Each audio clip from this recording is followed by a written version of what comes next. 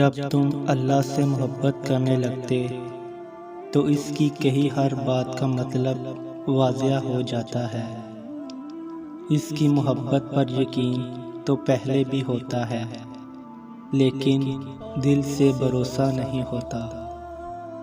اس لیے تو دکھ سہنا مشکل لگتا ہے، کیونکہ ہم کنفیوز ہوتے ہیں۔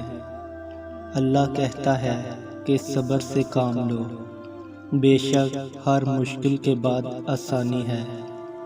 اللہ کہتا ہے کہ تم مجھ سے مانگ کر دیکھو، میں نہ دوں تو کہنا۔ اللہ کہتا ہے کہ امید کا ساتھ کبھی مت چھوڑنا اور اداس مت ہونا۔ اللہ کہتا ہے کہ بس مجھ پر بھروسہ رکھو۔ اللہ کہتا ہے کہ یہ کبھی مت سوچنا کہ میں تم سے بے خبر ہوں، میں سب جانتا ہوں، دیکھ رہا ہوں اور سن رہا ہوں۔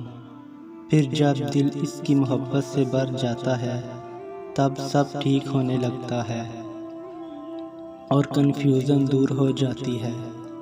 اندر تک ایک سکون سا اتر جاتا ہے جو الفاظ سے ظاہر نہیں ہوتا، لیکن ذہنی روحانی سکون اور دلی اطمینان سب بیان کرتے ہیں۔ اپنی زندگی کو اتنا فضول مت بناؤ کہ تمہاری زندگی کے فیصلے بھی دوسرے لوگ کرنا شروع کر دیں۔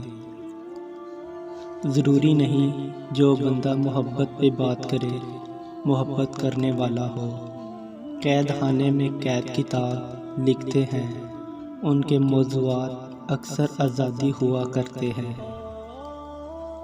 محبت کو کسی ماضی کے لمحے سے کوئی مطلب نہیں ہوتا۔